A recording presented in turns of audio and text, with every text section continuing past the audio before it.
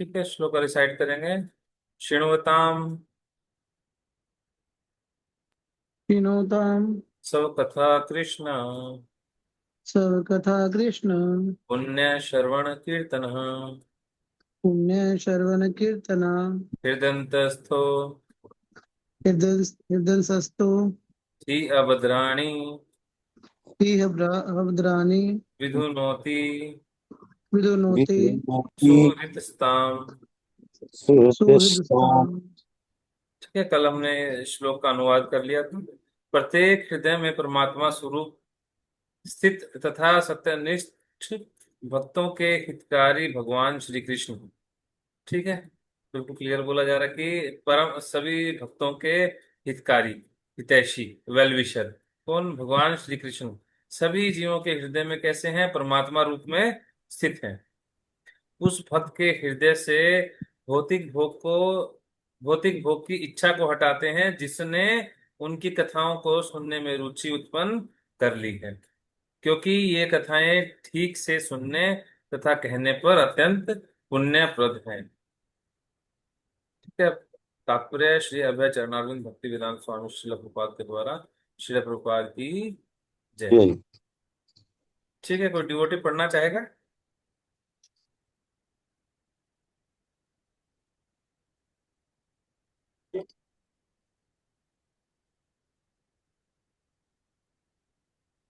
ठीक है, मैं पढ़ता हूँ।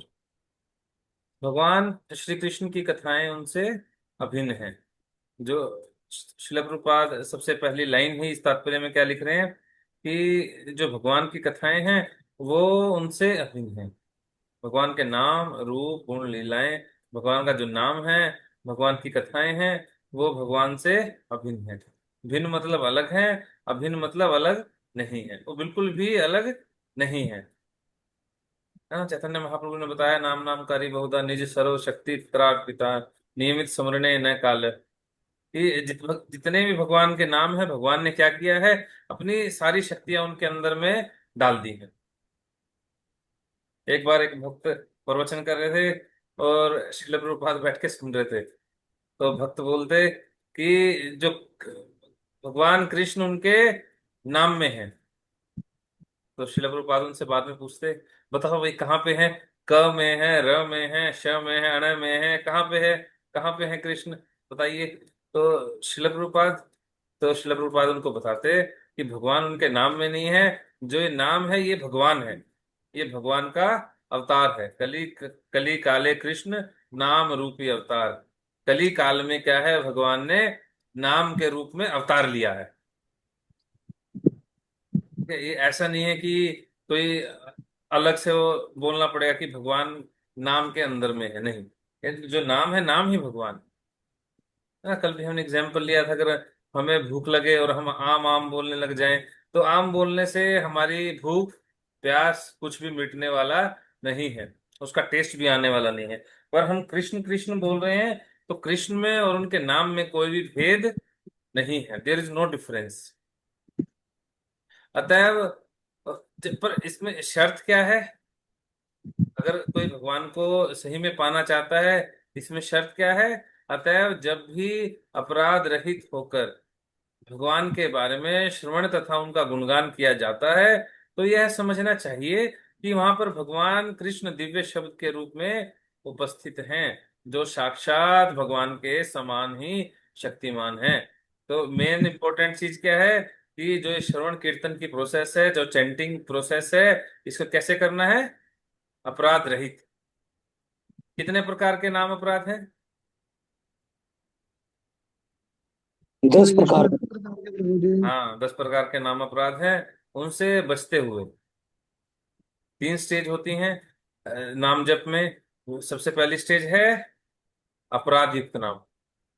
ठीक है, जब व्यक्ति को पता नहीं है अपराधों के बारे में और वो क्या करता है? अपराध करते हुए जप करता है। ठीक है, इससे क्या होगा? इससे उसके सारे जो उसने पाप किए हैं वो तो मिट जाएंगे, पर उसको कृष्ण प्रेम नहीं मिलेगा। उसकी जो भौतिक इच्छाएं हैं वो भी पूरी कर सकते हैं कृष्ण, कोई बड़ी बात नहीं है। तो इसके बाद में आता है अपराध रहित जप।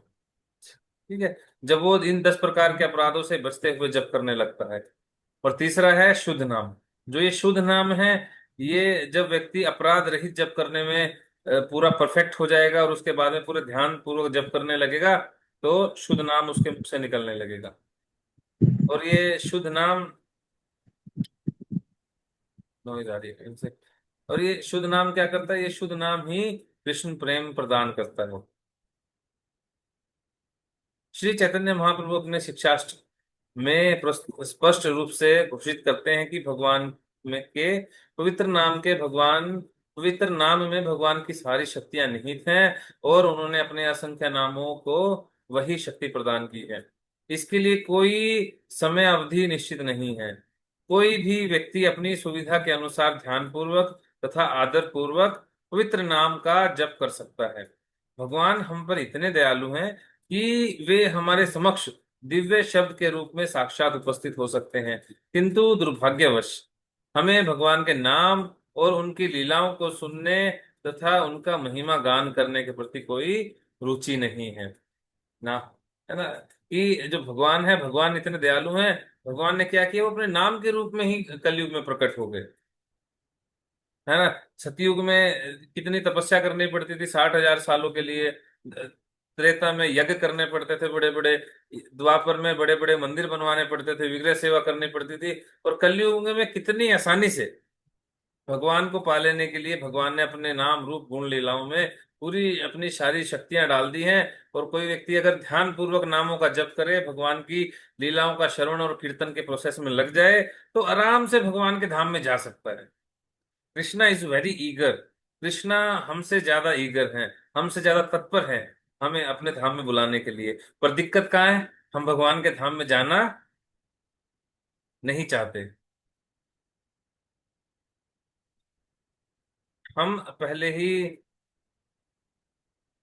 पवित्र शब्द के श्रवण तथा कीर्तन के प्रति रुचि उत्पन्न करने के विषय में बता चुके हैं। इसे भगवान के शुद्ध भक्त की सेवा करके प्राप्त किया जा सकता है ना। अभी पीछे श्लोक आया था, कैसे प्राप्त किया जा सकता है? अगर कोई श्रवण और कीर्तन में अपना इंटरेस्ट डेवलप करना चाहता है, अपनी रुचि उत्पन्न करना चाहता है, तो कैसे होगी? महत सेव्या। महत सेव्या करके, किसी संत की सेवा करके, शुद्ध भक्तों की सेवा करके इस इंटरेस्ट को प्राप्त किया जा सकता है ना। ऐसा क्यों? क्योंकि भगवान को अगर कुछ घोषणा करनी होती थी युद्ध के बीच में, अपन भगवत गीता में, तो भगवान क्या बोलते हैं? अर्जुन को बोलते हैं, अर्जुन घोषणा कर दो। क्या घोषणा कर दो? न मैं भक्त्या प्रणश्यति। कि एक बार भगवान अपनी बात टाल सकते हैं, पर अपने शुद्ध भक्त की द्वारा की गई बात को भगवान नहीं टाल सकते। है ना, कई सारे उदाहरण है। विष्णु देव का उदाहरण आता है कि भगवान ने प्रतिज्ञा की थी, मैं कोई शस्त्र नहीं उठाऊंगा महाभारत के युद्ध में। पर भीष्म पितामह ने प्रतिज्ञा कर ली, जो भगवान के शुद्ध भक्त थे, कि मैं शस्त्र उठवा के रहूंगा। है ना, तो उन्होंने शस्त्र उठवा भी दिए थे। भगवान ने उठाया, भगवान ने अपना वचन तोड़ दिया अपने भक्त के वचन को मान रखने के लिए। जो ये मणिकुंवर और नलग्रीव थे, कुबेर के बेटे थे, इनको नारद मुनि ने श्राप दे के पेड़ बना दिया था। है ना, तो यमल अर्जुन वृक्ष बना दिया था। पर इनका उद्धार हुआ, कैसे उद्धार हुआ? इनको कृष्ण लीला में कोई लेना देना कुछ नहीं था, कहीं इनका कोई लेना देना था ही नहीं। पर इनको एंट्री मिली कृष्ण लीला में, किस लिए? नारद मुनि के वचन को, एक शुद्ध भक्त के वचन को पूरा करने के लिए। है ना, चैतन्य महाप्रभु ने भी क्या कहा? हमारा स्वरूप क्या है? चैतन्य महाप्रभु बताते हैं, दास दास दास दासानुदास। कि हमारा स्वरूप क्या है? हम डायरेक्ट भगवान को सर्व नहीं कर सकते। हमें क्या करना है? भगवान के दासों के दासों के दासों के दासों के भी दासों का दास बनना। दासो अस्मि। हमारा असली स्वरूप क्या है? दास। भगवान का दास, हाँ भगवान का दास है, पर असली क्या है? भगवान के शुद्ध भक्तों का दास। एक बार में एक ब्राह्मण थे, एक वैष्णव थे, वो मंदिर में काफी सेवा करते थे, भगवान की विग्रह सेवा करते थे। वहां पे लोग आते थे और उनको खाने पीने के लिए और अच्छा भोग वगैरह भी चढ़ा के जाते थे, सारे काम कर रहे थे वो। तो लोग पूछते कि आप बताइए, हम भगवान के धाम में कब जा सकेंगे, कितने जन्म और हमें लगेंगे? तो जो पुजारी थे वो भगवान से पूछते हैं कि आप बताइए, जो ये गांव वाले हैं, ये ऐसे ऐसे ये व्यक्ति पूछ रहे हैं कब भगवान के धाम में जाएंगे। तो कहते इसी जन्म में ये मेरे पास में आ जाएंगे। ठीक है, तो उन्होंने पूछ लिया। और वो रात को सोया, आंख बंद हुई, तो कहता यार इनके बारे में तो पूछ लिया, अपने बारे में तो पूछा ही नहीं। तो उन्होंने अगले दिन वो पूछते भगवान से, भगवान मैं कब आपके धाम में आ सकूंगा। तो भगवान उनको बोलते, अभी तुम्हें टाइम लगेगा। तो मुझे टाइम लगेगा।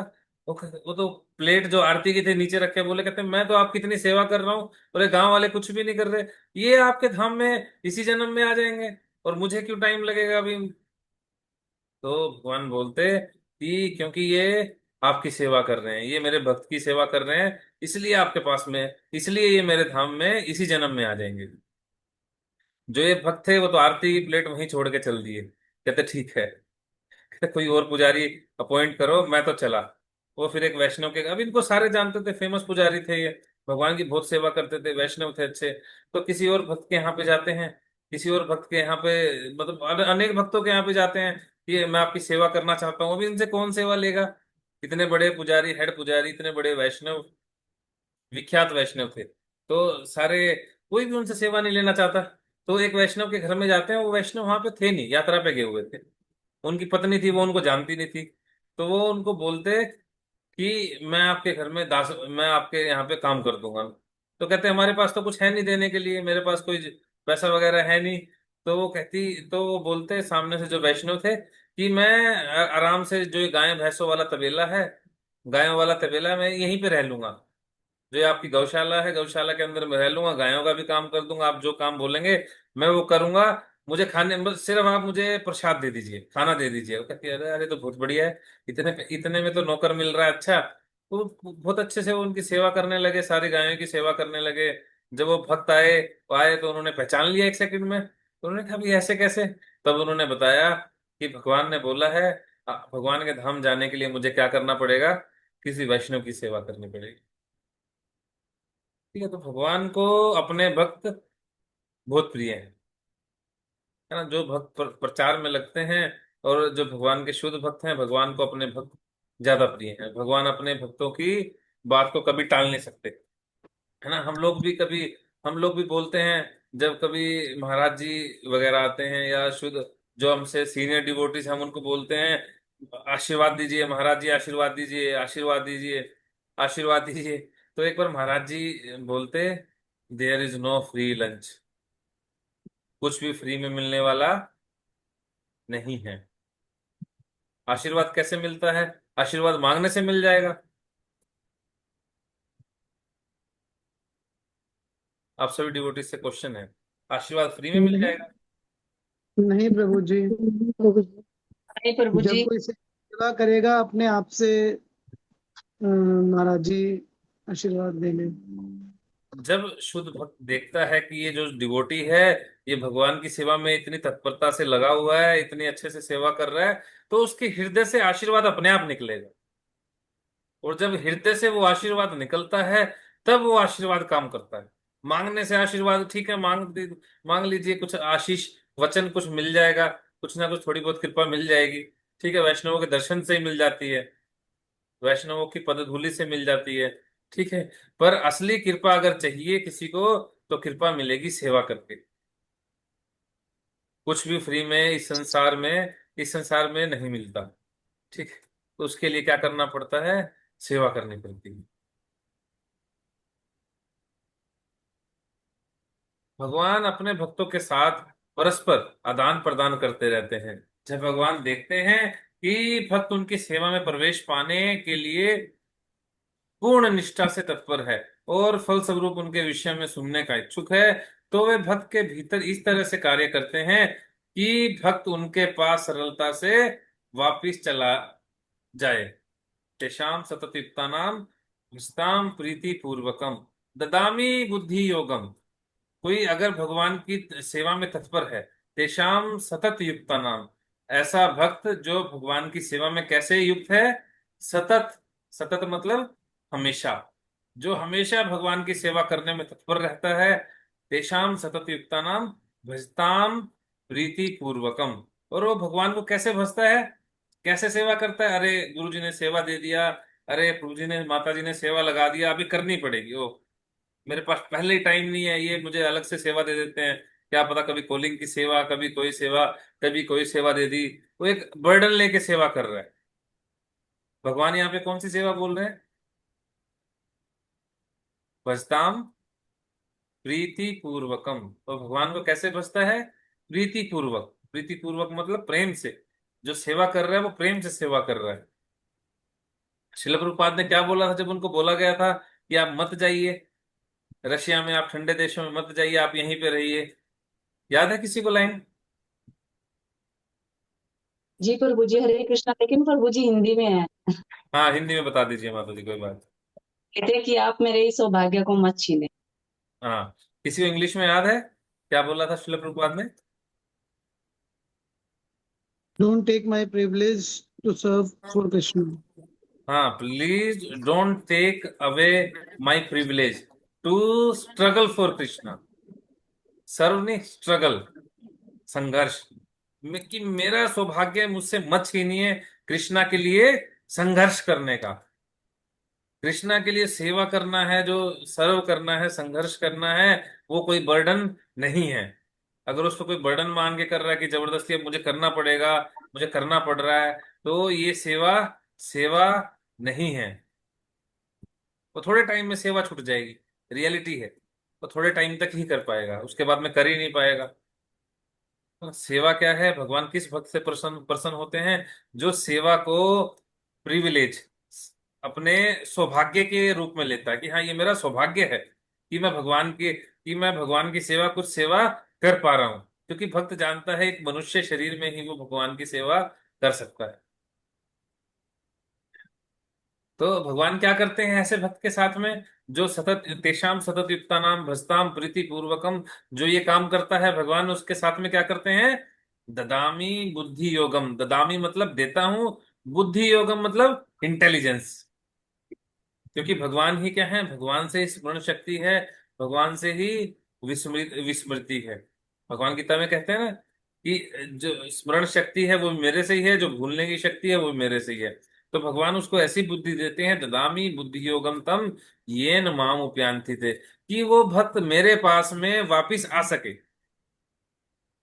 ठीक है, श्रील प्रभुपाद यहाँ पे यही बोल रहे हैं ना कि ऐसा भक्त जो तत्परता से लगा हुआ है वो क्या करता है? तो वे भक्त के भीतर इस तरह से कार्य करते हैं। तो भगवान क्या करते हैं? तो वे भक्त के भीतर इस तरह से कार्य करते हैं कि भक्त उनके पास सरलता से वापस चला जाए। भगवान हमारी एक अपेक्षा अधिक उत्सुक हैं कि हम भगवान के पास वापस जाएं, किंतु हम में से अधिकांश भगवान के धाम में वापस नहीं जाना चाहते। केवल कुछ ही ऐसे हैं जो भगवान के धाम में वापस जाना चाहते हैं। किंतु जो कोई भी भगवत धाम में वापस जाना चाहता है, श्री कृष्ण सब तरह से उसकी सहायता करते हैं। भगवान कृष्ण सीरियस डिवोटीज की हर तरीके से सहायता करते हैं। शिला प्रभुपाद जी जब यूएस से गए थे, कितने पैसे थे उनके पास में? कितने रुपए थे? 40 हरे रुपये। कृष्ण। 70 रुपए। 40। 40। हाँ, 40। 40 रुपए थे। कितने डिवोटीज थे साथ में जो जाके उनको सर्व करेंगे? कितने सारे डिसाइपल्स यहाँ से लेके गए थे शिला प्रभुपाद? अकेले गए थे। अकेले गए थे। एज क्या थी?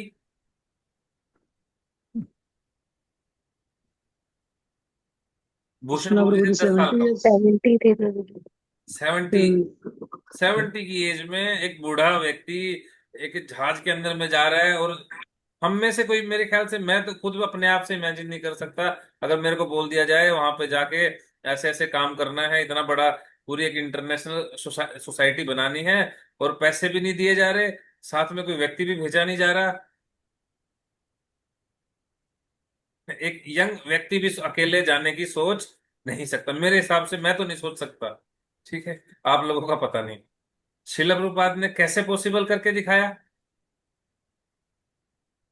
अपने गुरु महाराज की जो आज्ञा थी, उनको हार्ट अटैक आते हुए, इतनी सारी दिक्कतें झेलते हुए, शिला प्रभुपाद लिखते हैं, जो शिला प्रभुपाद जब स्टार्टिंग डेज में थे, शिला प्रभुपाद के पास पैसे नहीं थे। शिला प्रभुपाद लिखते हैं कि हार्डली मैं क्या करता हूँ, दिन में एक टाइम खा रहा हूँ, एक टाइम में भी क्या खा रहा हूँ, ऐसा नहीं कि कोई अच्छा मील खा रहे हैं, नहीं। मैं यहाँ पे कभी फ्रूट ले रहा हूँ, और कभी दूध ले रहा हूँ। कभी मौका मिलता है तो, हाँ कभी मौका मिलता है तो लेटर में लिख रहे हैं श्रील प्रभुपाद, कभी मेरे को मौका मिल रहा है तो मैं दूध ले रहा हूँ। काफी मैं कमजोरी फील कर रहा हूँ। इतनी सारी दिक्कतें सहन करके श्रील प्रभुपाद जी ने फिर भी प्रचार, इतना भारी मात्रा में प्रचार करके दिखाया, इतने देशों में प्रचार करके दिखाया। कैसे पॉसिबल हुआ? श्री कृष्ण सब तरह से उसकी सहायता करते हैं। अगर कोई सीरियस डिवोटी है, सही में भक्ति करना चाहता है, सही में भगवान के नाम का प्रचार करना चाहता है, तो भगवान कृष्ण उसकी हेल्प करते हैं। ठीक है, unless and until we are serious. अगर हम सीरियस नहीं हैं, अगर हम यहीं पे एंजॉय करना चाहते हैं तो ठीक है। अगर हम भगवान, कोई भगवान के धाम सही में जाना चाहता है, सही में भगवान की सेवा करना चाहता है, गुरुवन गौरांग की सही में सर्व करना चाह रहा है, सही में सच्चाई में, तो भगवान उसकी सहायता अवश्य करते हैं। कोई तब तक भगवान के धाम में प्रविष्ट नहीं हो सकता जब तक कि वह समस्त प्रकार के पापों से मुक्त न हो जाए। भौतिक पाप हमारे द्वारा भौतिक प्रकृति पर प्रभुत्व प्राप्त करने की इच्छाओं के फल स्वरूप होते हैं। जब हम सोचते हैं कि ये मैंने कमाया, मेरा है, मुझे इसका भोग करना है, कोई बात नहीं मेरा नहीं है फिर भी उठा लिया जाए, है ना, ये पहाड़, ये पानी, सब कुछ मेरा ही तो है, मैं इसका भोग करूंगा, मैं इसका एंजॉय करूंगा, ज्यादा से ज्यादा पैसा कमाऊंगा, तो क्या होता है, हमारे पाप बढ़ते चले जाते हैं। और ऐसे पापों के कारण ही हमारा जो भौतिक अस्तित्व है, ये शरीर है, हमें बार बार मिलता रहता है। पुनरपि जननम पुनरपि मरणम, बार बार जन्म मिलता है, बार बार मरना होता है। ऐसी इच्छाओं से पिंड छुड़ा पाना बहुत कठिन है। भक्त के लिए भगवत धाम वापिस जाने के मार्ग में कामिनी तथा कंचन मुख्य बाधाएं हैं। ठीक है, लोग भक्ति करते हैं, भक्ति में आने के बाद में कहाँ पे दिक्कत आती है, मुख्य बाधाएं क्या है, श्रील प्रभुपाद बता रहे हैं, कंचन तथा कामिनी। तो भक्त भगवान धाम क्यों नहीं जा पाते? कंचन और कामिनी। कंचन कामिनी मतलब विमेन एंड वेल्थ, स्त्री और धन। कंचन और कामिनी, ये दो चीजें हैं, ये मुख्य हर्डल्स हैं किसी डिवोटी के भगवत धाम में ना जाने के लिए। लोग यहाँ पे आके उलझ जाते हैं। विश्वामित्र कहाँ पे उलझ गए थे?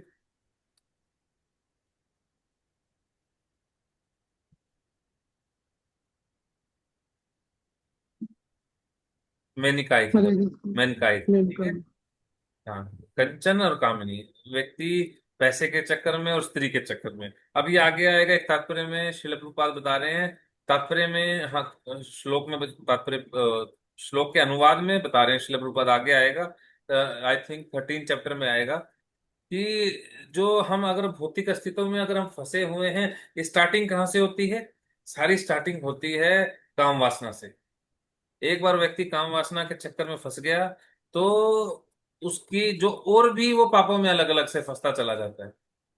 जैसे अजामिल था, अजामिल बिल्कुल ठीक चल रहा था, सबसे पहले वो किस चीज में फंसा? काम वासना में। काम वासना में फंसने के कारण वो चोर हो गया, क्योंकि उसको पैसा चाहिए था, फिर वो पैसे के चक्कर में फंस गया। कंचन और कामिनी, सबसे पहले व्यक्ति कामिनी के चक्कर में फंसता है, स्त्री के चक्कर में, काम वासना के चक्कर में आके उसका भौतिक अस्तित्व और दृढ़ होता चला जाता है, बाकी पाप भी करने लगता है साथ साथ में। तो भक्तों को बहुत इस चीज पे कंट्रोल करना चाहिए। अभी श्लोक भी आया था ना, उपदेशामृत में, वाचो वेगम मनसा क्रोध वेगम जीवा वेगम उदरो उपस्थ वेगम, है ना। जो हमारी जेनिटल्स हैं, कामेंद्रियां हैं, सेक्स डिजायर्स हैं, उन पे, इन अर्जीज पे कंट्रोल करना चाहिए।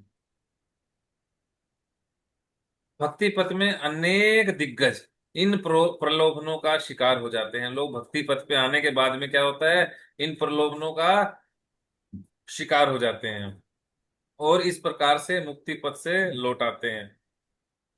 किंतु जब स्वयं भगवान मनुष्य की सहायता करते हैं तो भगवत कृपा से सारी प्रक्रिया सुगम बन जाती है।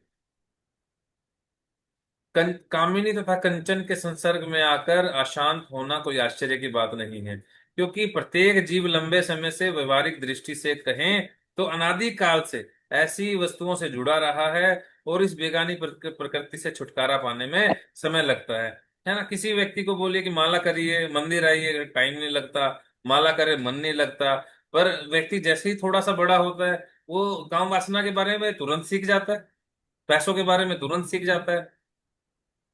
है ना, उसको पता लग जाता है काम वासना के बारे में, स्त्री है इससे कैसे आकर्षित होना है।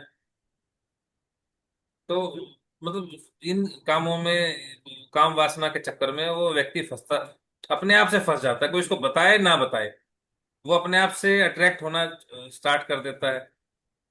ऐसा क्यों? क्योंकि हम जन्म जन्मांतर से ही ये काम कर रहे हैं, और हमारा फंसने का कारण भी यही है। काम मेन क्या है? कामिनी। शिला प्रभुपाद ने भी कंचन पहले नहीं लिखा, पहले भी क्या लिखा? कामिनी, विमेन।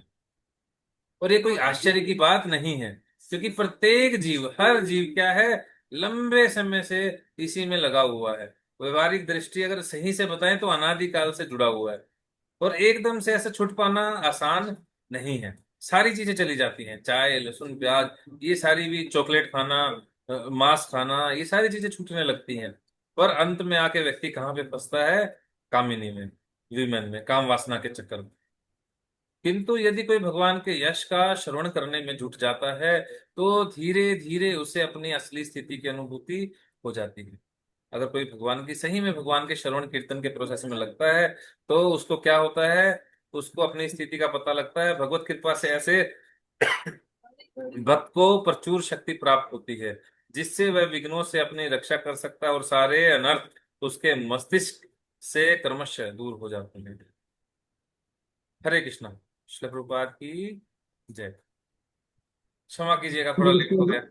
तात्पर्य बहुत नहीं गोल्डन तात्पर्य था। इससे छोटा मैं और नहीं कर सकता, पहले ही मुझे भागने की जल्दी रहती है, मगर टाइम हो गया, टाइम हो रहा है। ठीक है। और किसी भक्त का क्वेश्चन कोई? हाँ, प्रभु जी